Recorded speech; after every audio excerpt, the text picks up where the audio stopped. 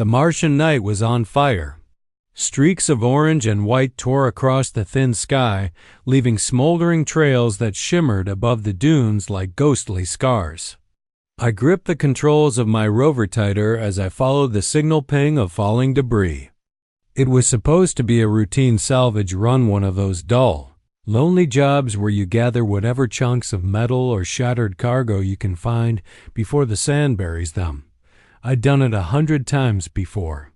But something about the way the sky burned tonight felt different, as if Mars itself was warning me to hurry. Dust whirled around the rover's headlights as I crested a ridge and spotted the crash site. A transport ship lay broken in the valley below, half buried in red sand, its hull glowing faintly from the heat of re-entry. Smoke hissed from jagged panels.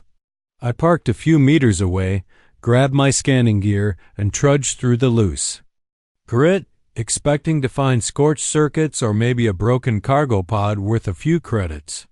Instead, I froze. She was curled up in the wreckage like a fallen star. At first, I thought it was some strange kind of artifact skin so pale it shimmered.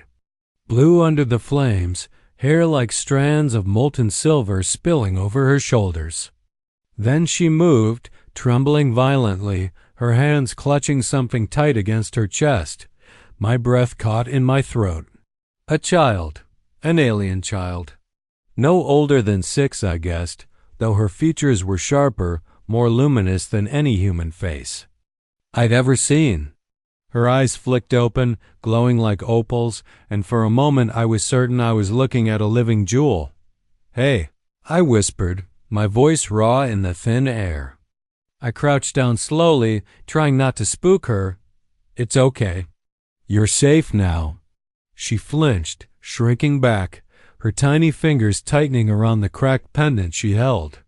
The pendant pulsed faintly, etched with symbols I couldn't read, curves and spirals that seemed to shift when I stared too long. Whatever it meant, it was the only thing she had left from wherever she'd come from. I glanced around the wreckage, searching for signs of anyone else, but the transport was empty. No crew, no passengers, no registry codes in my scanner. Nothing.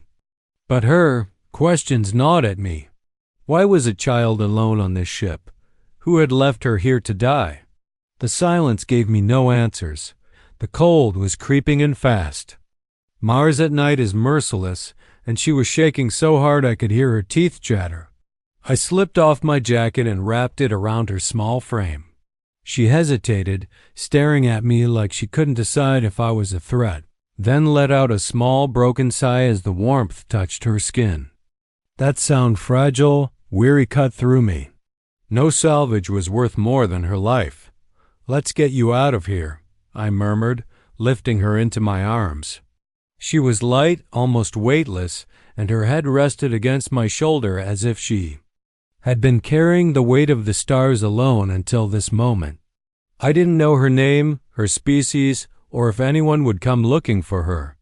But as I carried her back to the rover, I knew one thing with absolute certainty.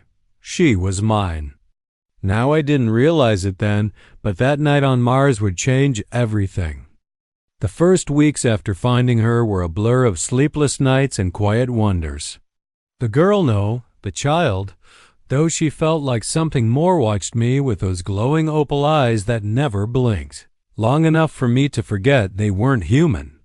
She didn't speak at first. She didn't cry either, not once. She simply sat in the corner of my workshop, wrapped in my jacket, gripping that cracked pendant like a lifeline, as though letting go would mean falling into some abyss I couldn't see. Mars Station Delta 4 wasn't designed for families, especially not ones made of one weathered salvage operator and one mysterious alien child. My home was a 2-room dome bolted into the red soil, the walls patched with decades of repairs. I'd lived alone for so long that the sound of another breath beside mine felt strange, almost intrusive. Yet every time I looked at her, shivering and fragile, I felt a quiet oath forming in my chest.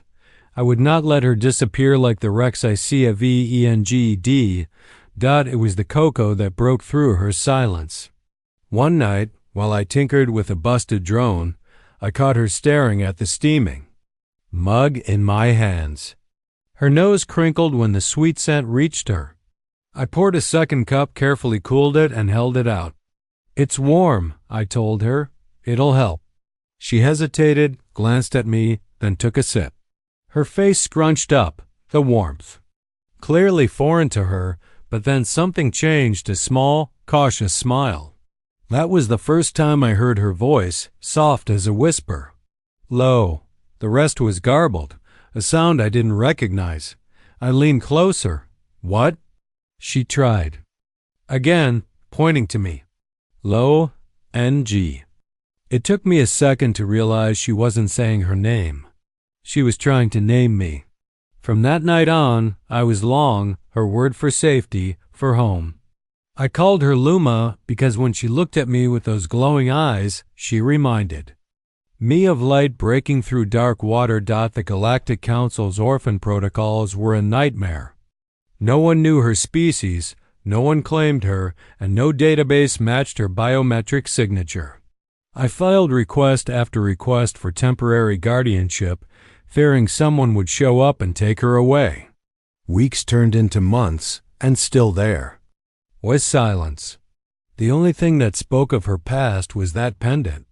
I ran every scan I could on it, deep structure analysis, energy readings, spectral breakdowns, but all I found were those shifting inscriptions, as if the symbols themselves were alive. Luma learned fast. Too fast. Within weeks, she was copying my repairs, watching my hands like she could read thoughts just by studying the way I tightened a bolt or stripped a wire. She built her first small glider before she could even pronounce half my words. Sometimes I caught her standing outside at night, wings of thin crystal unfolding from her back like a reflex, shimmering under the pale twin moons. Whatever species she belonged to, they were not meant to be forgotten in the dust of Mars. But for all her brilliance, she still woke in the night screaming, her hand clutching the pendant, tears burning on her blue skin. I'd sit beside her, whispering soft lies like, "You're safe now, and no one can hurt you here," even though I didn't know what monsters haunted her dreams. One evening, I made a mistake. I asked, "Where's your family?" She froze, eyes wide, and shook her head violently. The pendant flickered, glowing faintly like an echo of memory. That's when I realized her past wasn't just lost, it was dangerous. Still, we grew. I taught her to read from battered old manuals, to pilot the rover across the dunes, to laugh when my welding torch sparked too high. She called me long before she learned other words. And each time she said it, I felt something tightening. Inside me, something I hadn't felt in years, maybe ever. A sense of belonging. I didn't notice how much my world had changed until the day a council inspector came by, sniffing around for unregistered salvages. He saw Luma and frowned. "That's not standard colonist stock," he muttered. "Neither." "Am I?" I said flatly, blocking the doorway. He looked at her too long, and I felt an old, raw instinct flare up in me, a need to protect, to fight if I had to. He left, but I couldn't shake the feeling. Someone somewhere might be looking. For her, someone might come knocking. And deep down, I knew I would never let them take her. The years on Mars didn't pass gently. They carved themselves into the red soil and into us. Luma grew like nothing I had ever seen, shooting up taller than me by the time she was 15, her crystalline wings folding behind her like sculpted glass. Every time the wind caught them, they shimmered as though the sunlight itself bent to her will. She wasn't just learning anymore. She was building, creating. Entire glider frames, drones, and even complex energy circuits came to life under her hands, as if she had inherited some ancient engineering language buried in her blood. I often found myself standing in the doorway of my workshop, just watching her. There was a focus in her eyes, a storm, like gravity and fire and starlight pulling together. She would be hunched over some half-built contraption, her fingers moving faster than my own thoughts, muttering calculations in a hybrid of my language and hers. The cracked pendant still hung around her neck, its faint pulse dim but constant, as though it was alive and breathing alongside her. Every now and then it glimmered in sync with the machinery she worked on, as if whispering secrets she alone could understand. Yet, for all her brilliance, Luma was still my girl. She still stole my cocoa and laughed when I pretended to scold her. She still sat cross-legged on the roof of our dome on quiet nights, staring at the twin moons and asking questions I couldn't answer. "Do you think they remember me?" she asked once, her voice soft. "Who?" I said, though I already knew. "My people." Her glowing eyes reflected the moons like shattered pearls. I swallowed, trying to sound steady. "If they do, they're not the ones who made you who you are. You're mine now, and you're you, Luma." She smiled faintly but didn't reply. Sometimes I thought my words reached her. Sometimes I wasn't so sure that it was around her 17th birthday when things started to shift. The Galactic Council's long-range scanners began picking up faint, unauthorized transmissions. Unknown ships were prowling the outer routes, and a rumor spread among the miners. Slavers, pirates, or something worse were moving through the dust lanes. I brushed it off at first, but then I caught the pendant pulsing harder than usual one night while I was repairing a fuel conduit. I ran a fresh diagnostic on it and nearly dropped my tools. The energy spikes weren't random. They were responding to something. Something out there was calling. I tried not to tell her, but she saw through me. Luma always did. "Something's wrong," she said, her tone sharp. "I'm just being cautious," I lied. She narrowed her eyes. "You're a terrible liar, Long." 2 days later, the skies above Mars Station Delta IV burned again. But this time it wasn't meteors.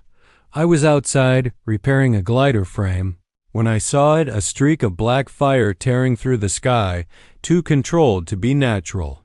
It crashed several kilometers away, sending tremors through the red plains. Before I could stop her, Luma was already strapping into the rover. "We have to go," she said, her wings half spread with agitation. "No," I snapped. "We don't run toward unknown trouble." She stared at me, fierce and unshaken. "That's how you found me, remember?" She was right. We drove in. Silence, the rover tearing across the dunes until the wreck came into view. It wasn't a transport like before. This ship was sleek and dark, with markings I couldn't decipher, yet they looked eerily similar to the ones etched into Luma's pendant. The hatch was already half buried in sand. Something or someone had survived. I motioned for Luma to stay behind me as I climbed the ridge, but before I could speak, a figure stepped out of the smoke. She looked like a ghost pulled from Luma's reflection. Pale blue skin, taller and sharper featured, dressed in a dark cloak that shimmered like obsidian glass. Her silver hair was braided with strands of glowing metal. Her eyes, those exact opal eyes fixed on Luma with a tremor I could feel even. From meters away, the figure's lips parted. Her voice was like quiet thunder. "My name is Alice's," she said. "I've come for my daughter." Luma froze, her breath caught, and the world seemed to tilt. My heart hammered, torn between the impossible reality of this moment and the sudden, raw fear that I was about to lose the one person who made life on this dustball worth living. I stepped between them instinctively, my hand unconsciously reaching for the wrench at my belt like it could protect her. Alice's looked at me, not with anger, but with sorrow. "You raised her," Alice's said, her voice trembling. "I thought she was dead." Luma's voice cracked. "Mother?" And just like that, the years between them collapsed. The days after Alice's arrived felt like living in a dream that could collapse at any moment. She didn't storm into our lives like a conqueror, but her presence carried the weight of someone who had lost everything and clawed her way back through fire.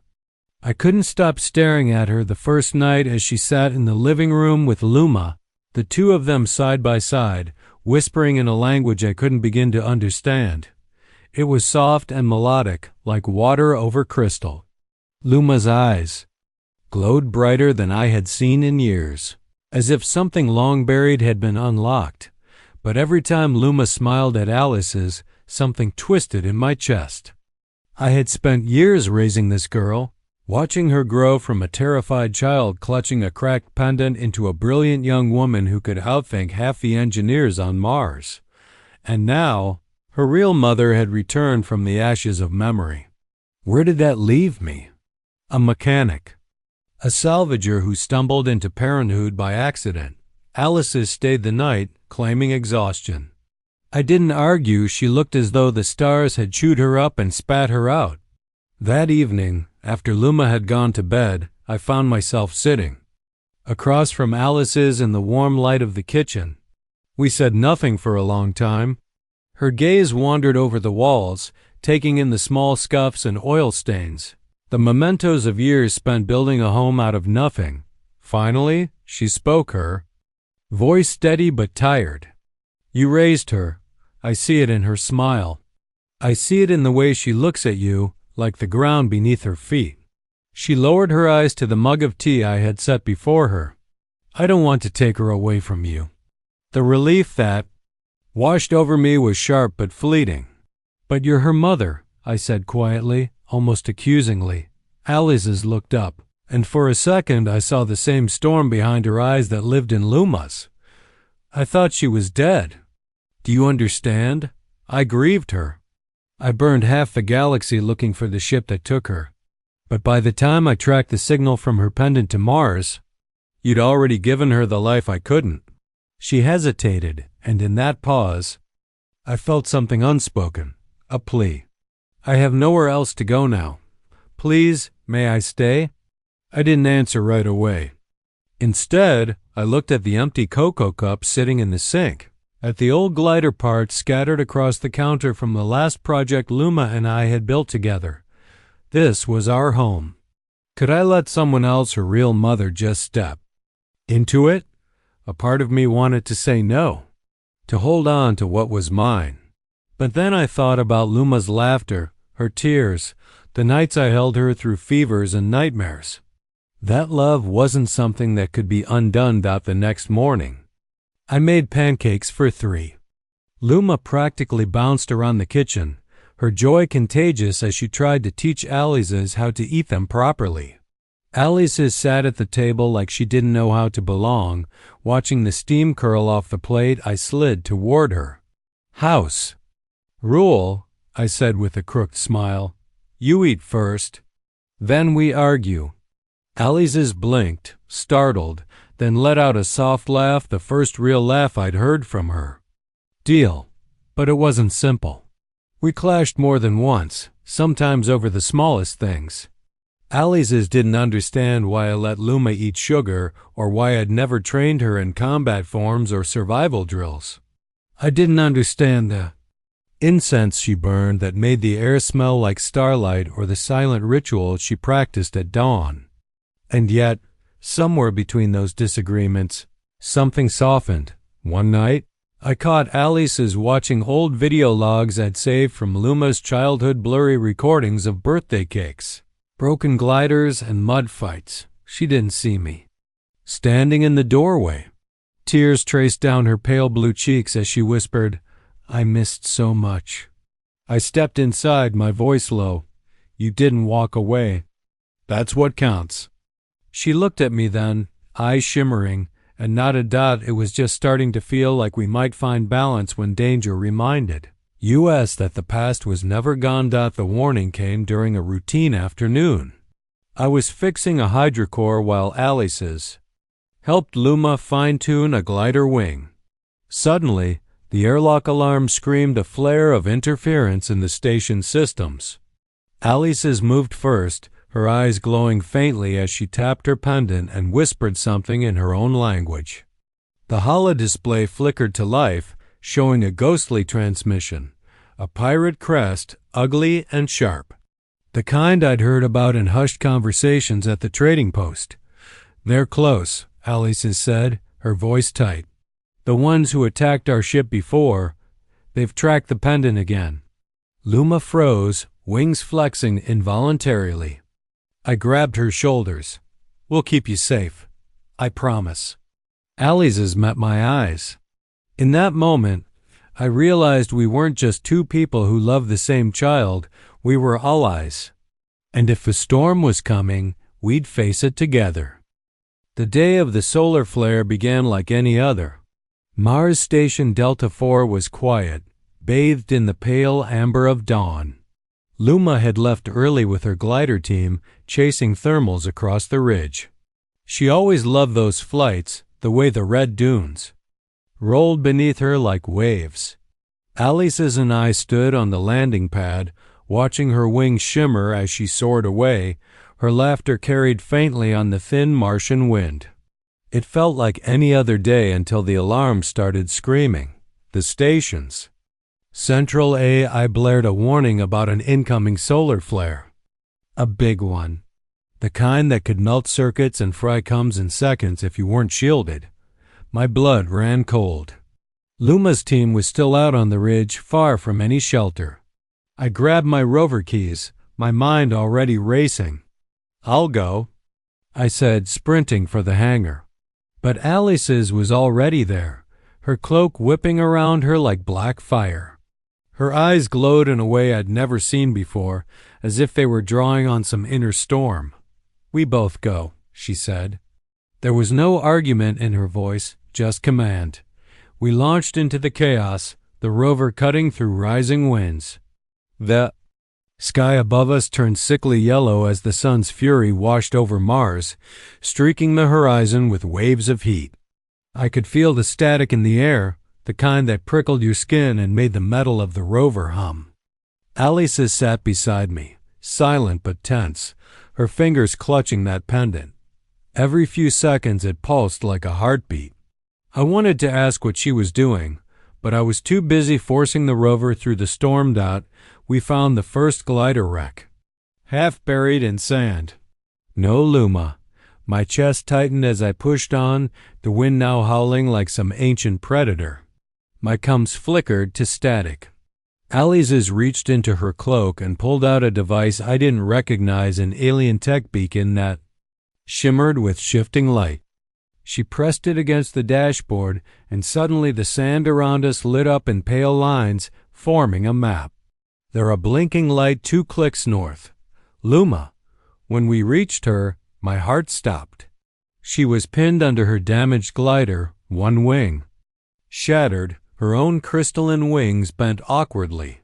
Blood a faint silver blue streaked her arm. She wasn't moving. "Luma!" I shouted, leaping from the rover. The storm hit me like a wall, searing hot winds tearing at my face. I dropped to my knees, trying to lift the twisted metal, but it wouldn't budge. "Help me!" I roared over my shoulder.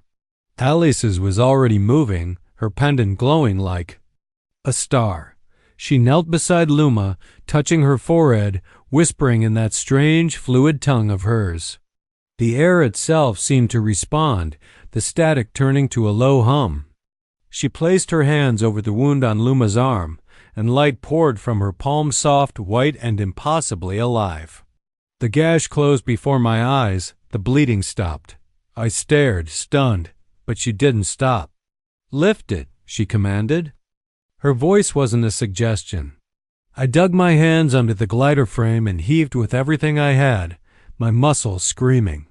Together, we pulled Luma free. I cradled her head, whispering, "Stay with us. Stay with us, kid."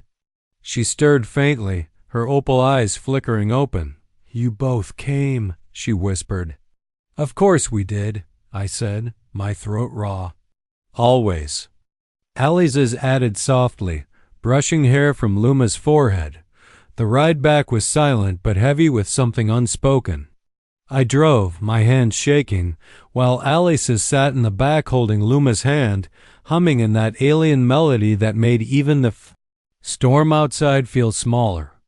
By the time we reached the med bay, Luma was awake again, staring between us with a strange kind of wonder, as if realizing that for all our differences, we were one thing when it came to her, unstoppable. That night, as Luma slept under soft monitors and humming medtech, I found Alice standing by the window, staring at the twin moons. "You saved her," I said quietly. She didn't turn.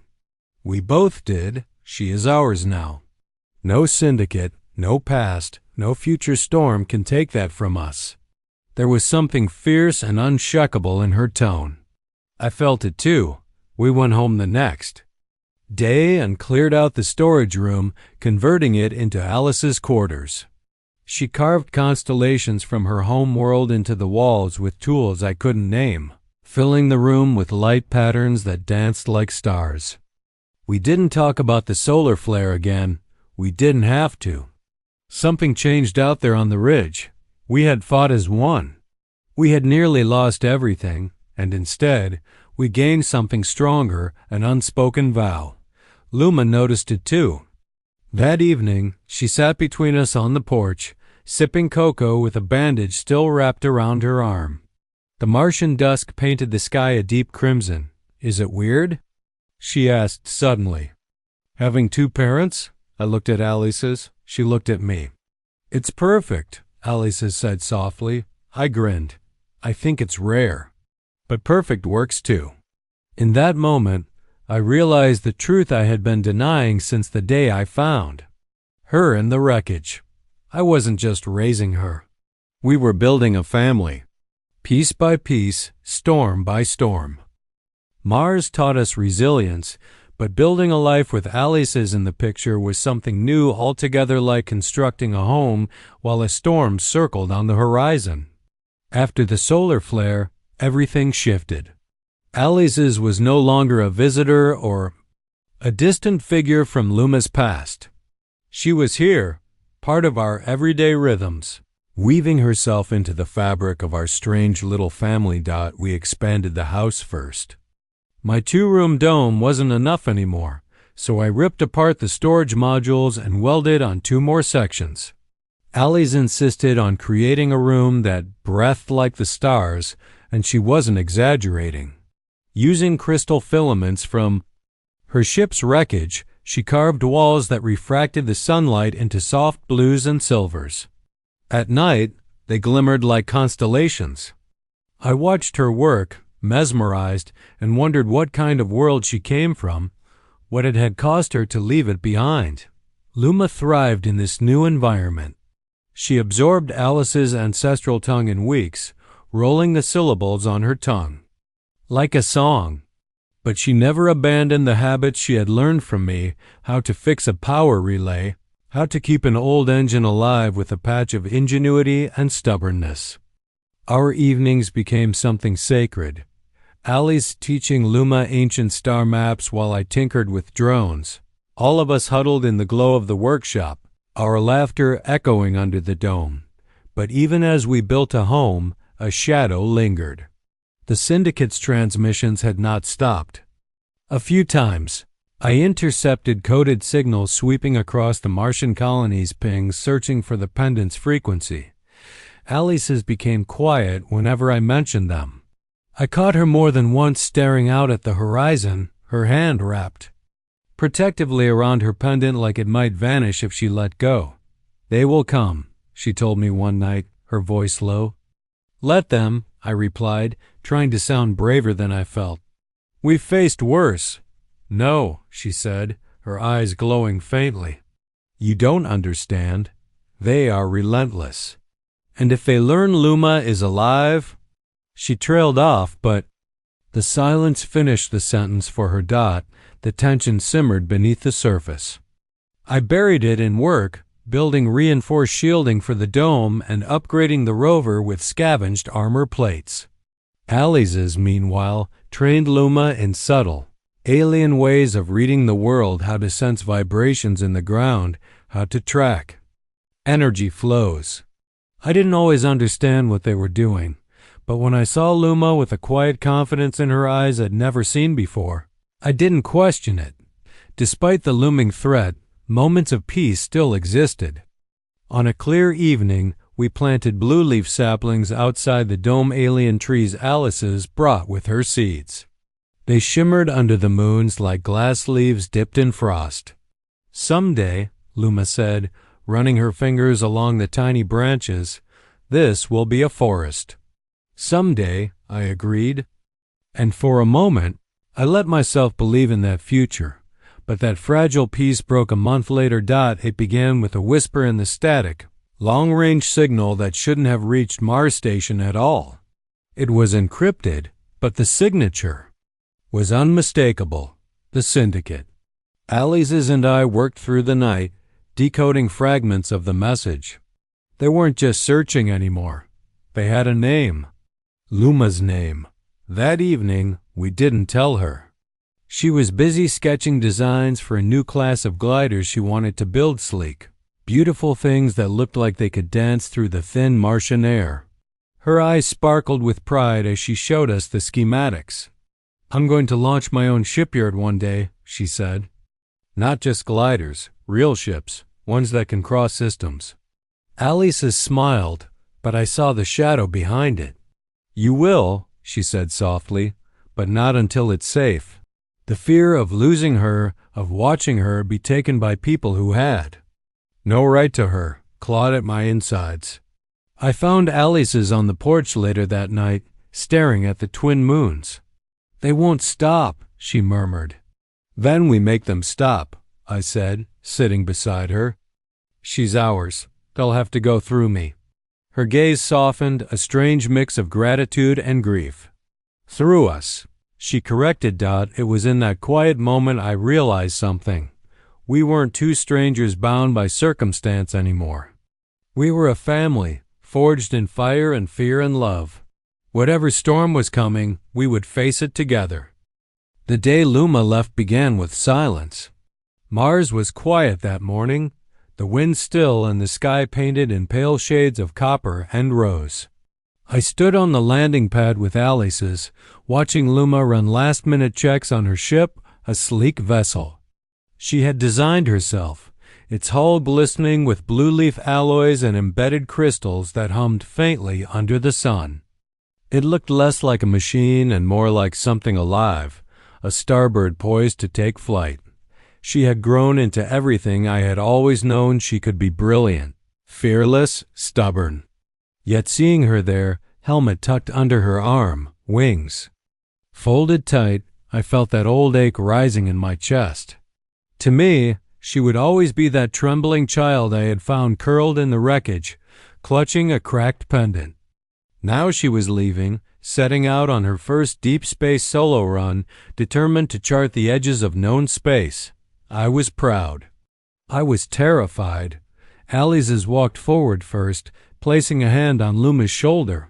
"Remember what I taught you," she said softly, her voice carrying the warmth of countless nights spent whispering star maps and stories of her people's worlds. "The stars can be cruel, but they listen to those who listen back." Luma smiled, a glimmer of mischief in her eyes. "I learned stubbornness from you, Mother, but the courage? That came from Long." She turned to me. I wasn't ready for that look. The same look she'd had the first time she trusted me to hold her hand. The look of someone who believed I could carry any storm. My throat tightened.